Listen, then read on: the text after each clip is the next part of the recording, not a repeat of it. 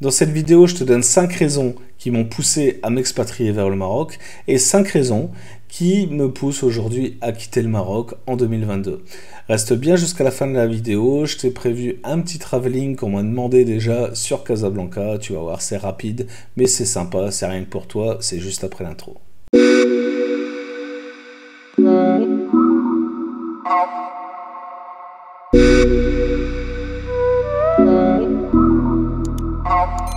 Salut à tous, c'est Seb pour Marketing Divergent. Comme tu le sais, je prépare mon départ pour Maurice. Si tu as vu la dernière vidéo, si tu l'as pas vue, je te la remets là quelque part, voilà. Et donc, voilà, je me suis dit, tiens, pourquoi pas faire une vidéo un petit peu, voilà, flashback sur ces 7 dernières années, puisque si tu es au courant, je suis donc expatrié français depuis 2015. Alors j'aime pas ce mot, hein, expatrié, c'est vraiment de la grosse merde. C'est connoté à mort, touriste à la con. Donc voilà, moi j'ai tendance à dire que je suis immigré, tu vois. Hein, voilà, je suis un immigré, comme les immigrés que tu vois en France, mais je suis un immigré au Maroc, voilà. Et puis ici j'ai pris l'habitude de pas trop dire que j'étais français. Parce que les Français ici, ils n'ont pas une super réputation, si tu veux. Et c'est un petit peu ce qu'on constate un petit peu dans le monde entier, hein. J'ai voyagé dans pas mal de pays. À chaque fois, j'essayais d'éviter de dire que j'étais français. Alors, je dis que je suis flamand, ce qui est vrai. Hein, moi, je suis né en Flandre occidentale, donc en Flandre française. Mais je suis flamand. Voilà, c'est ma racine, voilà, claire et nette. En plus de ça, je parle néerlandais, enfin, je parle le flamand. Donc, j'ai tendance à dire que ici, je suis flamand. Et quand on me casse un peu trop la tête, tu vois, je commence à déblatérer des trucs en flamand, et puis on me fout la paix vite fait, quoi. On me fout la paix vite fait, surtout avec la France. Pourquoi? Parce que la France, si tu veux, surtout en Afrique en tout cas, les gens ils voient ça un petit peu comme un Eldorado, un pays où ils te filent de la thune comme ça facile, hein, le RSA, la CAF, tout ça. Donc tu vois, eux ils savent tout ça, mais ils savent pas qu'est-ce qu'il faut donner en contrepartie, si tu veux. Et ils en ont un peu rien à foutre parce qu'eux, ils se disent, nous, on va aller là-bas, on va profiter de ce système-là, on va travailler, on va envoyer notre thune au bled et puis basta. Sauf qu'en réalité, c'est pas comme ça que ça marche. Toi, tu le sais, toi, t'es en France, tu connais bien, tu sais très bien que tu dois payer des charges sociales, que derrière, tu as des impôts, que tu as une taxe d'habitation, que tu as ci, que tu as ça. Si tu es propriétaire, tu viens payer le foncier. Enfin bref, il y a pas mal de trucs. Alors effectivement, il y a des aides sociales, mais les aides sociales, finalement, elles sont limitées. Et vu le coût de la vie en France, hein, qui est quand même voilà, bien plus cher en tout cas qu'ici au Maroc. Ça dépend sur quoi, mais sur la plupart des produits ici, c'est beaucoup moins cher. Tu as un niveau, un fossé social qui se crée entre les catégories socio-professionnelles et les catégories sociales, hein. Voilà que tu n'as pas trop au Maroc. Ici, grosso modo, tu as les riches et les pauvres. Entre deux, il n'y a pas trop de monde en fait. Il y a un petit peu de monde, mais il n'y a pas trop de monde. Tandis qu'en France, c'est plutôt le contraire. C'est plutôt, t'as les riches, les pauvres, ok, mais t'as quand même la majorité des gens qui se trouvent en fait entre le riche et le pauvre. Alors, c'est pas plus avantageux parce que finalement, tu te fais taxer à mort et t'as pas beaucoup plus de thunes que le pauvre finalement. Donc ça, c'est le système français. Et ici, en fait, quand t'es pauvre, t'as vraiment que dalle, hein. Il y a des gens qui vivent avec moins de 500 dirhams par mois. 500 dirhams, ça fait 50 euros, quoi. Donc faut te dire, voilà, pour eux, c'est vraiment pas facile la vie. Quoi qu'il en soit, ils gardent toujours le sourire, contrairement aux Français qui vont aller monopoliser les ronds-points et compagnie, parce que le cours du pétrole a augmenté ou je sais pas quoi. Bon, ici, ils manifestent aussi, hein, mais ça dure jamais très longtemps. En gros, c'est la journée, et puis c'est vite fait, c'est vite bâclé. Ils se font un peu fracasse par les flics, et puis ils se cassent. Donc, tu vois, il n'y a pas... Alors, il y en a certains qui vont dire, ouais, c'est une perte de droit, c'est ci, c'est ça. Mais en réalité, en France, tu as le droit de manifester, mais ça sert à rien. Donc, au final, je veux dire, il n'y a pas de répercussions. Alors, peut-être que les manifestations passées, les révolutions passées ont servi et ont apporté, voilà, plus de confort aux gens. Quoi qu'il en soit, depuis ces 20, 30 dernières années, même plus, Enfin, voilà, les manifestations ont servi à quoi? Ont servi à que dalle. Moi, je me rappelle avoir fait des manifestations quand j'étais au lycée. Enfin, c'était plus pour sécher les cours, en fait, hein, on va pas se mentir. Franchement, ça n'a rien changé. Tu vois, je me rappelle du CIC ou je sais plus, un truc comme ça, tu vois, avec à l'époque c'était Jospin, le Premier ministre. Voilà, il voulait faire des contrats aidés pour les jeunes, machin, et que tu étais payé 80% du SMIC. Bref, tout le monde pétait un plan avec ça, en se disant, mais putain, je fais des études, c'est pas pour être payé 80% du SMIC, c'était ouf. Mais finalement, c'est passé ce truc-là. Hein, c'est passé, il y en a d'autres qui sont passés depuis. Je te parle même pas des retraites actuellement, où tu vas devoir bosser jusqu'à 70 piges bientôt. Ça devient n'importe quoi. Et le pire, c'est pour les gens bah, comme moi, qui ont eu une carrière enfin partagée entre le salariat et l'entrepreneuriat. Bon alors nous, on a le droit à que dalle, hein, je te le dis. On a le droit à que dalle, on peut juste crever la gueule ouverte, et puis voilà, c'est comme ça. Hein. Parce que bah, tes 42 ans de cotisation, bah, mes couilles, hein, voilà, tout le monde s'en branle. Moi, j'ai commencé à travailler légalement, hein, avec un contrat à 19 ans. Bah voilà, je suis parti pour avoir une retraite à 65, voire plus, quoi, hein, bientôt 70 ans. Voilà, ça va y venir de toute façon avec les années. Alors, tu vas me dire, ouais, mais ok, mais le système social, faut le protéger, faut ci, faut ça. Moi, je veux dire, j'ai beau être, voilà, politiquement, on va dire, de droite, euh, j'ai quand même conscience de la nécessité d'un système social voilà, performant, parce qu'il y a des gens qui ont vraiment besoin d'aide. Alors, pas tous, hein, ça c'est sûr, mais il y a vraiment des gens qui ont besoin. Je pense voilà, aux mamans voilà, qui divorcées souvent, ou veuves, qui élèvent leurs enfants tout seuls, etc. Ces gens-là, il faut les aider. Tu vois, ou des gens voilà, qui ont eu un problème de santé, et que bah, leur truc de santé, bah, il n'est pas pris en charge voilà, comment ça s'appelle, par la sécurité sociale, pour X raisons, hein. Des fois c'est des trucs un peu cons, hein. Mais genre t'as pas assez de pourcentage d'invalidité, tu sais, pour être pris en charge comme ça. Bon bah, ces gens-là, il faut les aider aussi, hein, parce que bah, pour eux la pénibilité du travail est trop compliquée, tu vois, et moi je les comprends. Hein, tu vas pas aller travailler en traînant la patte comme ça pendant des années et des années. Au bout d'un moment, voilà, faut aussi voilà, comment je veux dire, savoir préserver sa santé. Donc moi, pour tout ça, je suis ok avec ça. Bref, je voulais pas faire une vidéo politique, je voulais simplement te parler voilà, des différences un petit peu sociales entre la France et le Maroc, pour que tu comprennes bien ce qui va suivre, et donc les avantages qu'on pourrait avoir nous en tant que Français. Je parle bien en tant que Français ou Belge, ou enfin tu vois, Européen.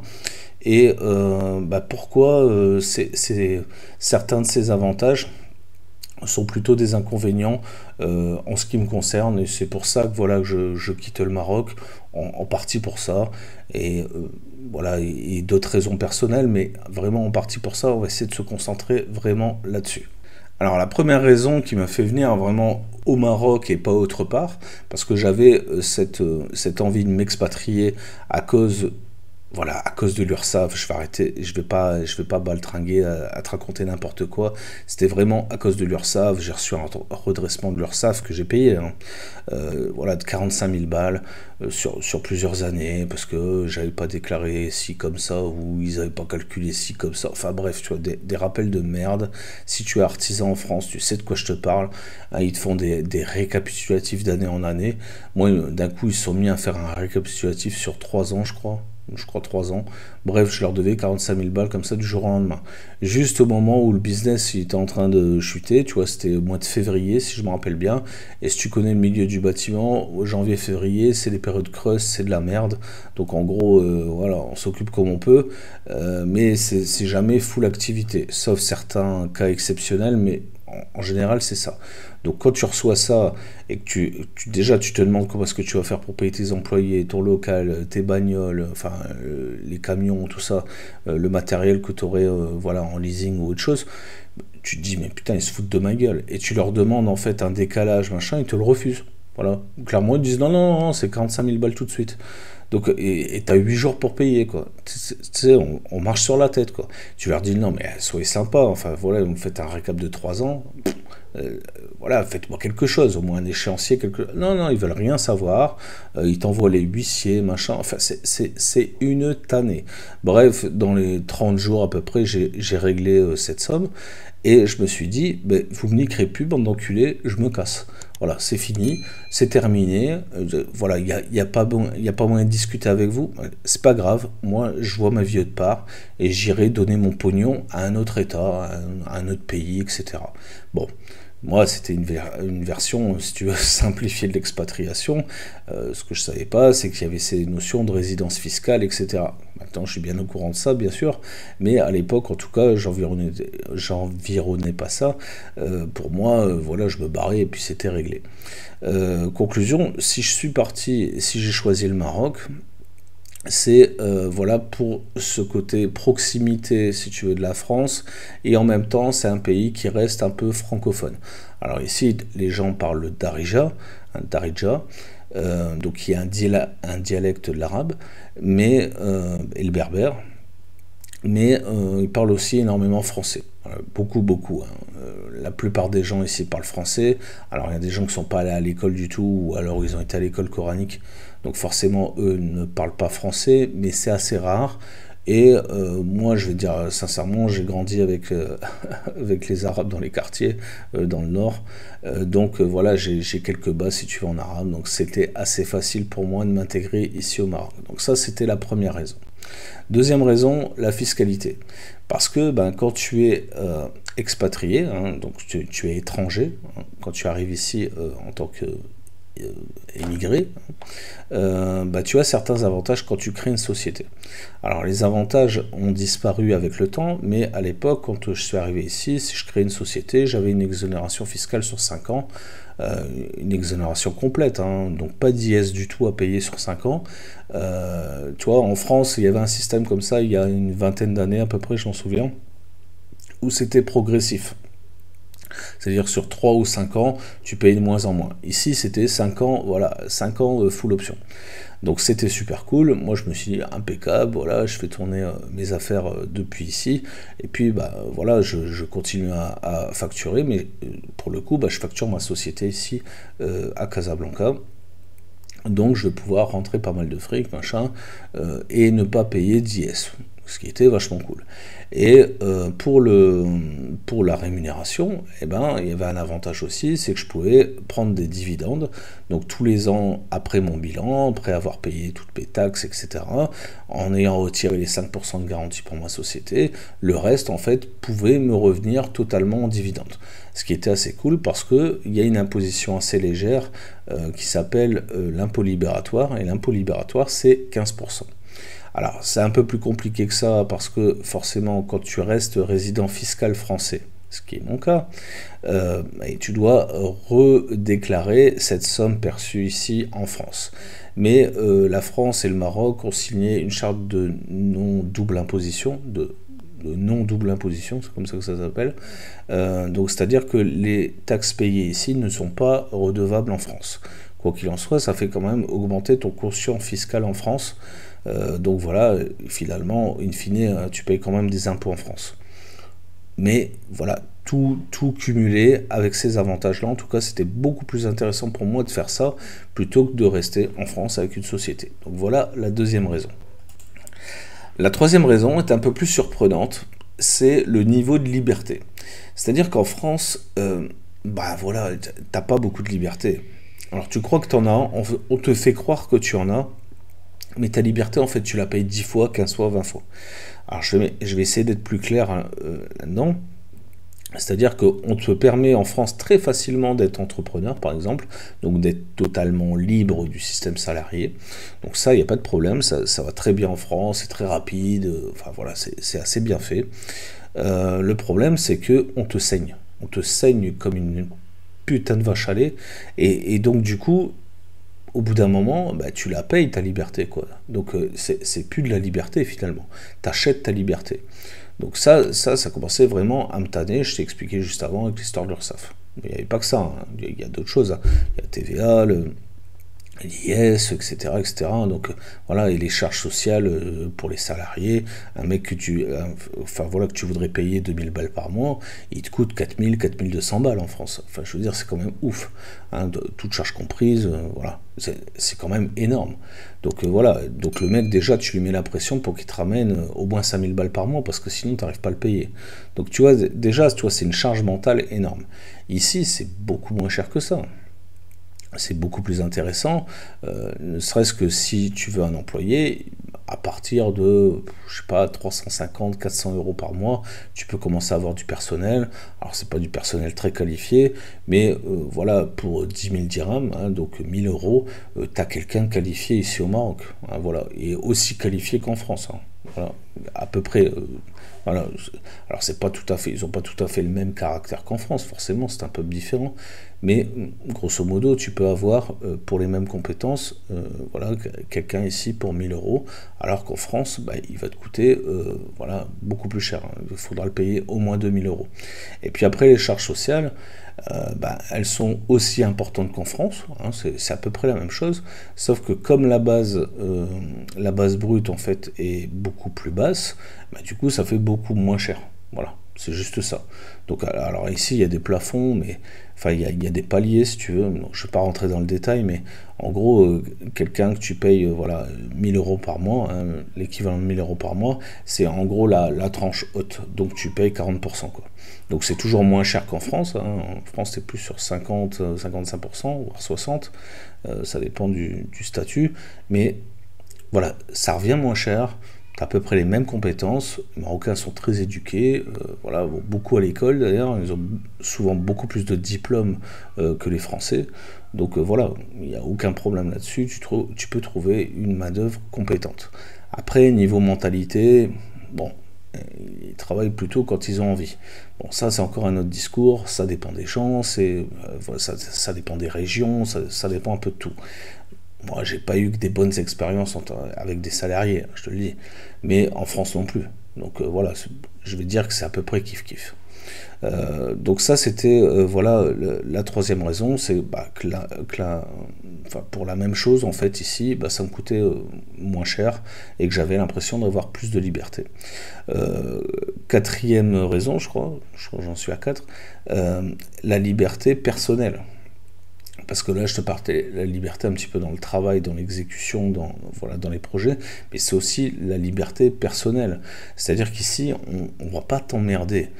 Surtout quand quand tu es étranger, on va encore moins t'emmerder. C'est-à-dire que tu te fais arrêter par la police, par exemple, pour un contrôle routier, tu as fait un excès de vitesse, ou tu as fait je sais pas quoi, tu as grillé une priorité, je sais pas, tu as fait un écart sur la route, voilà, le flic, quand il t'arrête, déjà, déjà, il te dit bonjour, pour commencer, et en plus de ça, il te demande si tu vas bien, voilà, qu'est-ce que tu fais dans la vie, machin.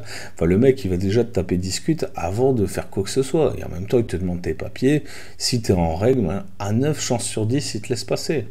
Il te laisse passer parce que il n'a aucune raison de t'emmerder. Pourquoi faire? Pour lui, c'est des papiers en plus, pour machin. Et si ce que tu as fait, c'est pas très grave, mais il te laisse passer. Alors après, il y a aussi l'histoire des bacs chiches, machin, tout ça. Mais je vais pas trop en parler ici, mais tu sais un petit peu comment ça se passe en Afrique.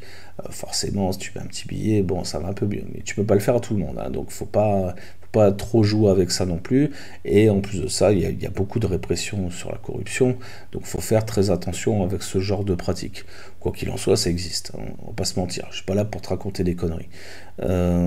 Quoi qu'il en soit, même si tu payes pas ce bac chiche, je veux dire, les amendes, c'est pas très cher.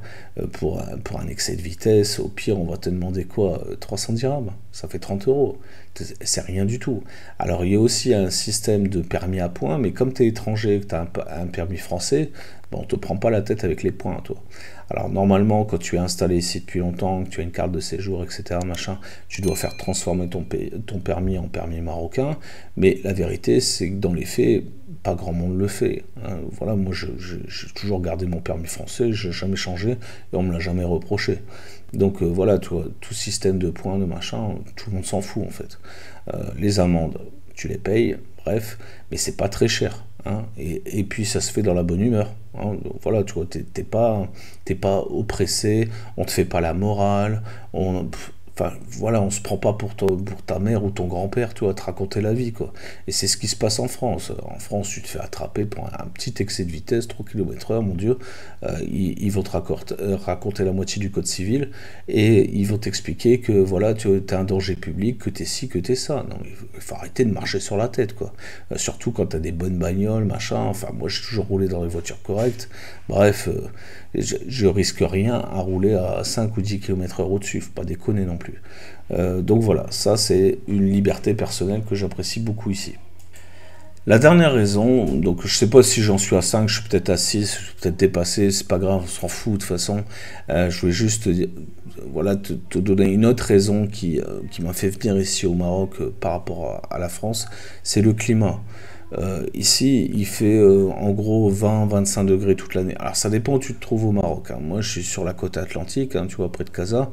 Donc il y a toujours de l'air. Bon, il y a des inconvénients à ça, hein, mais il y a surtout l'avantage, voilà, du climat assez doux. Il fait 20-25 degrés toute l'année, des fois ça monte à 30, et l'hiver, au plus bas, ça va descendre à 15 degrés. Mais grosso modo, tu peux te balader en short claquette toute l'année. Moi, je crois que ça fait 3 ans ou 4 ans que j'ai pas mis une paire de chaussures. Donc voilà, je suis toujours. Bon, là, j'ai un pantalon, mais habituellement, je suis plus en short ou en caleçon que habillé, voilà, de la tête aux pieds. J'ai plus de montre, j'ai plus de scie. Ça aussi, ça fait partie des libertés. C'est-à-dire qu'ici, si t'es un peu en retard quelque part, on va pas te prendre la tête. Hein, tu vois, tout ça, c'est cool. Donc le climat, la joie de vivre, en général, parce que les Marocains sont toujours assez souriants, même s'il a plus de dents dans sa bouche, il va te faire un grand sourire. Tu vois, c'est comme ça, quoi. Tu vois, tu vas demander à quelqu'un s'il va bien, mais bien sûr qu'il va bien. Il n'est pas mort, il est en bonne santé, il a à manger, donc il va bien. Et donc, tu vois, ça, c'est une histoire de mentalité. Les gens, ils font pas la gueule. Moi, j'ai arrêté d'être con, quoi, en fait. D'être français, quoi, en fait. De toujours faire la gueule pour rien, de toujours râler pour pas grand-chose, d'hurler sur les gens comme ça pour rien. Ici, au plus tu vas hurler sur les gens, au moins ça va se faire. Donc voilà, il faut changer complètement ton mindset. Tu peux pas arriver ici en faisant le français. Si tu fais le français, ben, tu es catalogué comme un français, tout le monde s'en fout de ta gueule, et puis voilà, ça fonctionne pas, quoi. Et puis tu te sens pas bien, en fait. Enfin, je suppose. Moi, en tout cas, au tout début, j'avais beaucoup de mal avec ça. Voilà, j'étais jamais en retard quelque part, machin, tout ça, mais je m'apercevais que les gens, eux, ils étaient en retard. Eux, ils m'attendent. Normalement, ils étaient censés m'attendre, mais en fait, non, ils n'étaient pas prêts du tout, quoi. Donc, voilà, alors je dis pas qu'il faut arriver en retard partout, hein, il y a des endroits où il faut bien arriver à l'heure, etc. Mais je veux dire, on va pas te faire une sinécure parce que tu as 10 minutes de retard. Voilà, ici, 1 heure de retard, bon, c'est pas très grave, quoi. On a toujours ici tendance à te dire, tu vois, hein, demain, Inch'Allah, tu vois, hein, si Dieu le veut, demain, tu vois, ça ira mieux, quoi. Euh, c'est une philosophie qui est quand même vachement différente, et je peux te dire que ils ont raison, et moi j'ai mis quelques années à m'en apercevoir, mais maintenant c'est clair et net que je pense comme ça. Voilà, donc ça c'est merci le Maroc. Passons maintenant au côté un peu casse-couille du Maroc. Et c'est pour ça que en partie, pourquoi je quitte le Maroc, c'est à cause de ces 5 raisons-là. Et après, il y a une autre raison personnelle, voilà, je peux te le dire, c'est parce que ma femme est mauricienne, donc voilà, elle a plus d'affinité, si tu veux, avec sa propre culture, hein, qui est plutôt indienne, plutôt qu'avec la culture marocaine, enfin, voilà, maghrébine. Donc voilà, c'est une des raisons, mais c'est pas la seule. J'ai 5 raisons qui sont plutôt relatives au business. Le problème, la première raison, la raison vraiment majeure, et c'est ce que je reproche le plus ici au Maroc, c'est qu'ils ont tendance à copier l'Europe. C'est un truc de fou. C'est-à-dire que moi, quand je suis arrivé ici en 2015, c'était en gros la France des années 80. Les gamins qui jouent dans la rue, tu vois, pas de problème de sécurité particulière, pas de ci, pas de ça. Enfin, vraiment, les gens cool, vraiment aucun problème. J'ai vu quand même ces dernières années cette liberté-là se dégrader. Pourquoi? Parce que ben, ils imposent des lois et des trucs voilà, différents. enfin qui sont copiés en fait sur la France, et le pire ça a été avec la Covid-19 là. Alors ils ont eu un comportement plus ou moins exemplaire, mais un comportement quand même très, dictatorial, je ne sais pas si on le dit comme ça, enfin voilà, une dictature, où clairement, quand il y a eu un confinement ici, c'était ultra strict. T'as pas intérêt à te pointer dehors, parce que sinon tu prends des coups de matraque dans ta gueule. Voilà, moi j'ai l'impression d'être au Liban, quoi. Donc, toi, c'était assez ouf, quoi, en fait. Moi, j'ai jamais vu le Maroc comme ça. Enfin, des flics ultra agressifs, sous prétexte que, bah voilà, il y avait cette pandémie à la con, machin. Alors qu'ici, au Maroc, il n'y avait même pas de gens infectés à l'époque, hein. C'était vraiment en prévision, tu vois, de problèmes. Ils ont coupé, enfin, fermé les frontières, coupé les liaisons aériennes, etc. Enfin bref, il y a plein de touristes ici qui se sont retrouvés coincés pendant des mois et des mois, avec aucune solution pour sortir. Bref, ils ont été très autoritaires, hein. Je sais pas si, peut-être le côté dictature, j'ai peut-être été un peu trop fort, mais très autoritaire en tout cas. Et ça, j'ai pas aimé du tout. J'ai pas aimé du tout. Moi, ça m'a cassé les couilles. J'ai eu l'impression d'avoir une privation de liberté. Et ça, si tu sais, voilà à quel point c'est important pour moi, c'était vraiment un problème. Le problème, enfin, la suite du problème, c'est que ça n'a pas vraiment changé. C'est-à-dire qu'aujourd'hui, bon, bah, ici, tout le monde est vacciné, hein. C'est un truc de dingue. Moi, j'étais pas vacciné jusqu'à présent. J'étais montré du doigt, quoi, limite, hein. Tu vois, on me disait, oh mon Dieu, t'es pas vacciné? Bah ouais, je suis pas vacciné. Et puis alors? Moi, en tout cas, tu vois, je gardais toujours mes distances de sécurité, je portais le masque, etc. Bref, voilà, distanciation, le gel hydroalcoolique et tout le bins. Je faisais attention en termes de sécurité pour pas me mettre en danger, pas mettre en danger ma famille, etc. Enfin, voilà, le vaccin, enfin, pour moi, c'était complètement, enfin, surfait, quoi. Et je pense toujours, d'ailleurs, hein. Mais après, voilà, je ne veux pas rentrer dans ce discours-là. La preuve, c'est qu'aujourd'hui, je suis en train de me faire vacciner là pour pouvoir partir à Maurice. C'est les règles, donc je me conforme aux règles. Quoi qu'il en soit, je trouve que ça a été vraiment abusé. Et ces dernières années au Maroc, bah voilà, il y a trop de copies sur l'Europe. Alors la France en particulier, mais voilà, tout ce qui est un peu pondu en France, bah, ça finit par arriver ici. Le pass vaccinal, le ci, le ça a vraiment été timé vraiment sur la France. Je peux pas dire mieux, à chaque fois il y a un truc qui sortait en France, une restriction, un truc, bah, c'était appliqué ici le lendemain ou le surlendemain. Bref, comme si la France dirigeait une partie du pays, quoi. Moi, je comprenais pas, ça me rendait dingue. Donc ça, déjà, ça m'a bien foutu les nerfs. Et j'avoue que même au début de ce confinement, s'il n'y avait pas eu la fermeture des frontières, je me serais barré. Je me serais barré parce que bon, ma femme essayait de me raisonner parce que moi j'ai tendance en fait à tout larguer comme ça du jour au lendemain et je me casse. Voilà, c'est comme ça. Moi, je veux 100% de ma liberté et je fais pas de concession avec ça. Donc voilà, c'est comme ça et j'ai les moyens de le faire, moyens financiers de le faire. Donc voilà, j'aurais fait, je m'en foutais, je continue à payer le loyer ici, je m'en bats les couilles. Bref, je me serais barré en fait.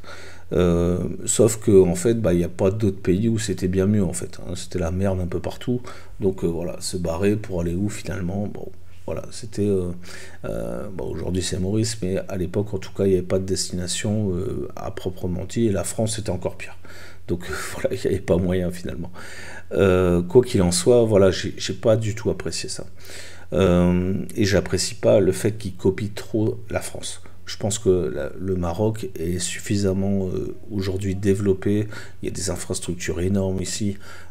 Tu vois, enfin, je sais pas, j'ai la 4G+ depuis je sais pas combien de temps ici. Alors qu'en France, quand je vais en France, déjà si j'arrive à avoir la 3G, c'est cool. Alors après, dans les grandes villes, ouais, ça marche, mais dans les petits bleds, enfin, il n'y a rien du tout. Je vois où j'habite en France, enfin, j'ai la 3G ravitaillée avec les corbeaux, quoi. Ici, j'ai la fibre, j'ai la 4G+, machin, et la 5G là, qui arrive. Ils sont en train de restructurer. En ville, elle y est déjà. Mais bref, c'est très. Enfin, ça se développe beaucoup. Quoi qu'il en soit, voilà, le Maroc n'a pas à avoir honte d'être moins développé que l'Europe ou je sais pas quoi, et pourtant, bah, c'est ce qu'ils font quand même. Donc ça c'est chiant.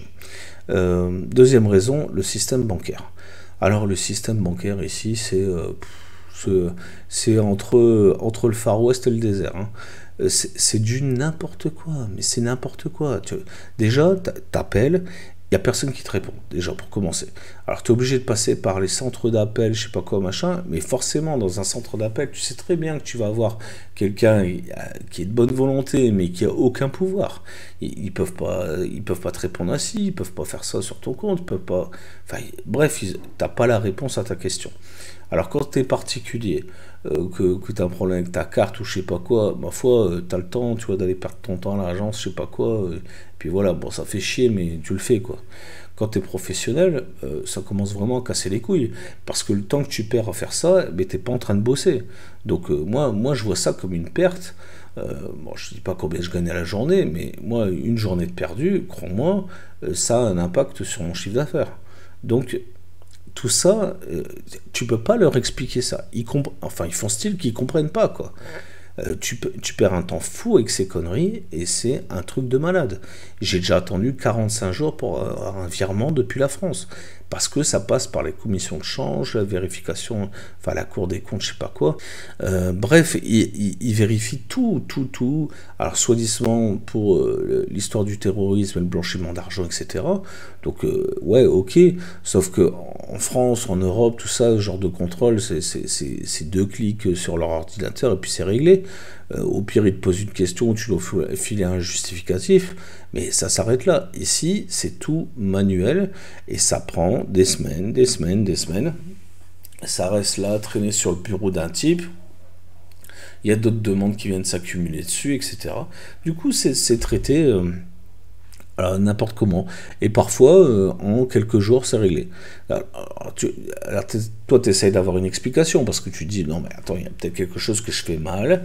Donc, on va reprendre le processus depuis le début. Qu'est-ce qu'il faut comme justificatif, machin, etc., pour que ça passe comme une lettre à la poste. Mais t'as pas de réponse. Il n'y a personne qui sait t'expliquer. C'est comme ça. Et tout le monde, il dit, bah... Voilà, voilà la réponse que tu as.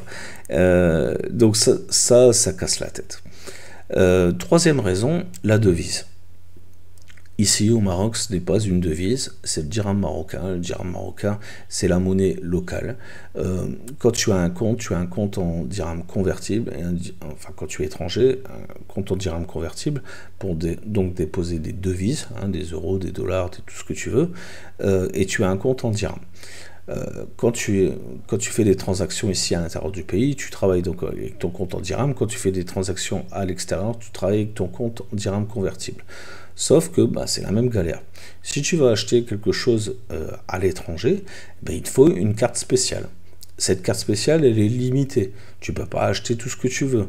Si tu veux acheter, par exemple, un conteneur de slip de Chine, un conteneur à 10 000 balles, je ne te raconte pas le cinéma qu'il faut pour pouvoir faire un virement aux Chinois.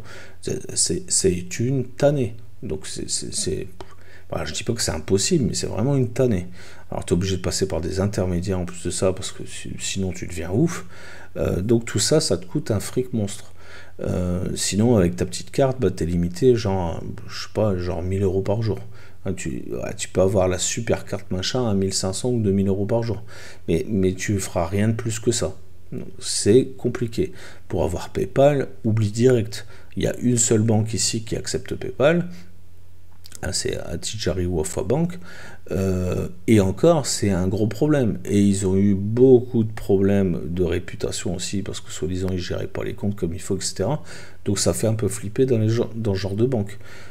Les autres banques, bon, par exemple, je suis sur une filiale de la BNP, qui s'appelle la BMCI, ils veulent rien savoir. Ma carte, elle est enregistrée sur mon compte PayPal.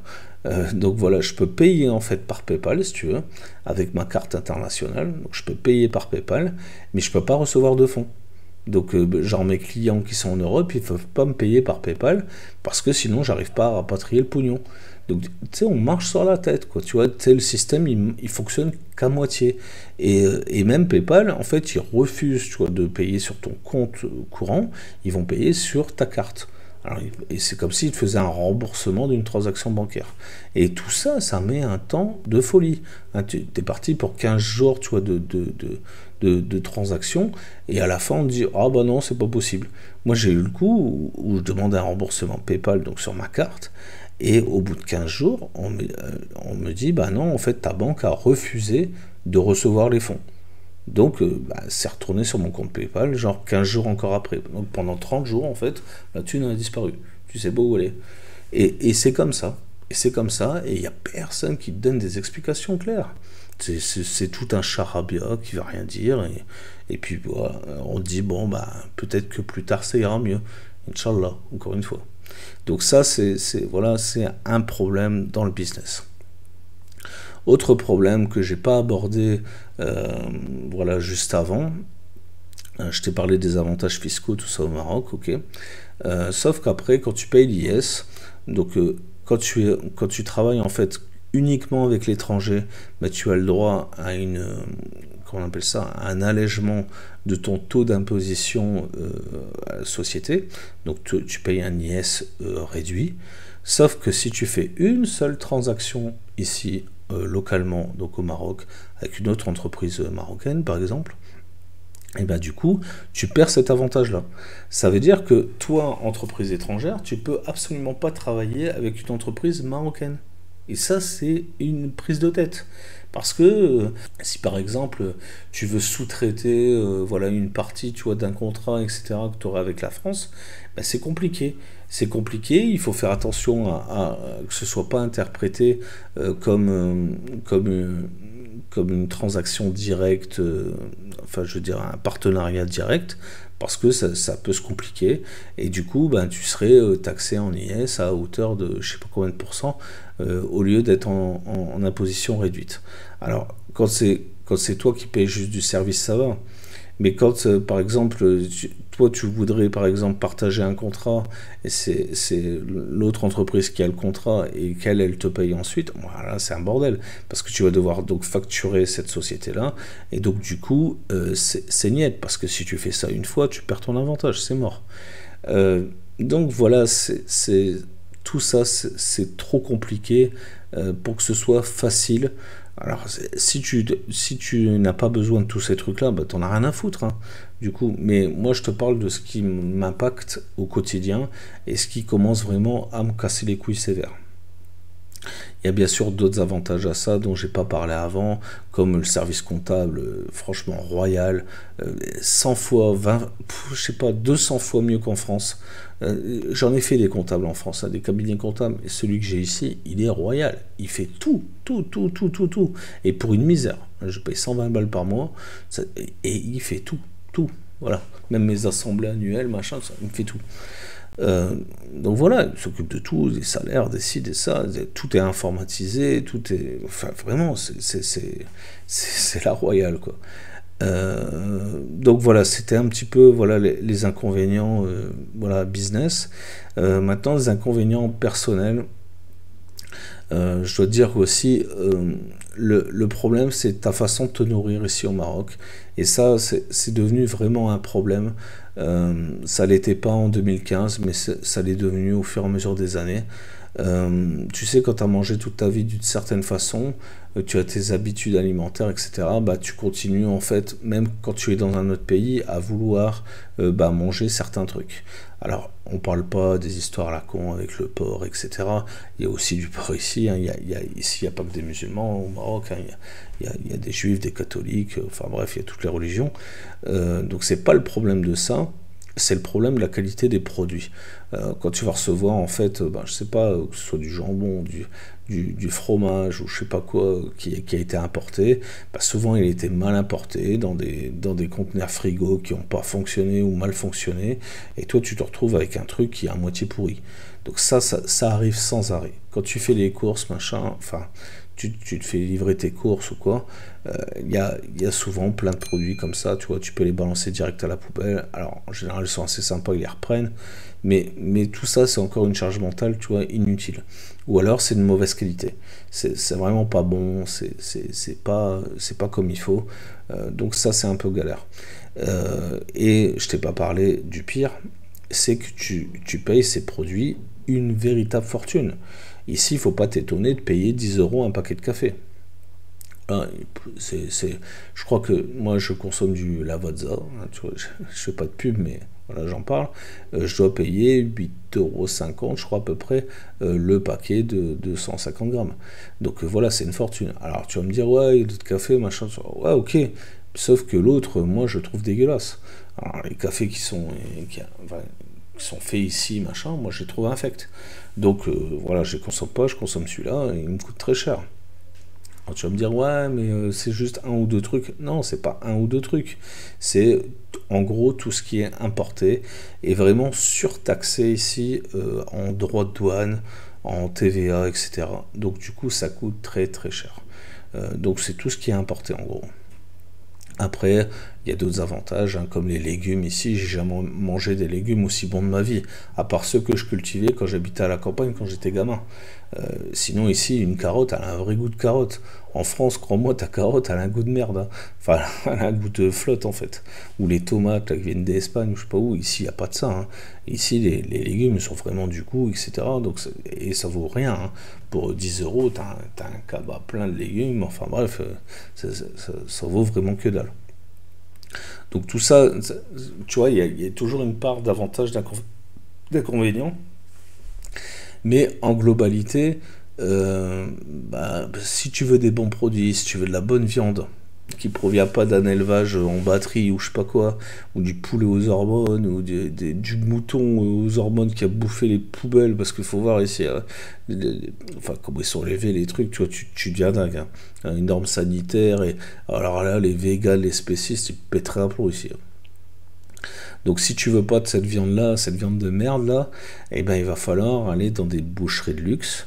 Et dans ces boucheries de luxe, crois-moi, il n'y a pas que le mot luxe, hein, il y a le prix, hein. Donc voilà, c'est vraiment très très cher. Et en gros, si tu veux bien manger, encore une fois, manger sainement, des bons produits, de bonne qualité, etc., ça coûte vraiment très cher. Je crois que ça me coûte facilement le double de la France, hein. Sans mentir. La dernière fois que je suis allé, bon, c'était il y a 3 ans, mais grosso modo, c'est au moins 2 fois le prix. Sur quasiment tous les produits, sauf les légumes. Voilà. Et les poissons ici, alors qu'on devrait être super bien servi, le problème, c'est que, encore une fois, c'est mal conservé, donc il te sert du poisson, en fait, il est dégueulasse. Voilà, tu vois, moi, j'étais un grand fan de poisson, ici, on mange très peu de poisson. Donc voilà, ce sont tous les trucs qui me prennent un peu la tête, voilà, avec le Maroc. J'en ai un petit peu ma claque. Surtout mon époux, je vais le dire, parce que c'est elle qui gère tout ça. Voilà, ça impacte, si tu veux, un petit peu notre liberté, notre façon de vivre, etc. Et c'est pour ça qu'aujourd'hui, voilà, on change. Mais vraiment sans regret. J'ai passé 7 super années ici au Maroc, je ne regrette pas du tout. D'ailleurs, je garde un pied-à-terre ici. Je vais revenir régulièrement. Donc voilà, c'est un pays qui me plaît beaucoup, qui a beaucoup d'avantages par rapport à la France. Et voilà, si tu es en tout cas intéressé pour une expatriation vers le Maroc, il n'y a pas de problème, je peux t'aider. Je peux te filer en tout cas tout un tas de tuyaux gratuitement, il n'y a pas de problème. Te mettre en relation avec des gens s'il faut.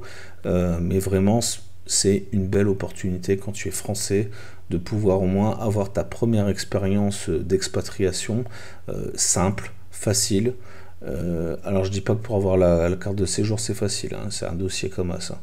Mais il y a moyen, je sais comment faire facilement maintenant.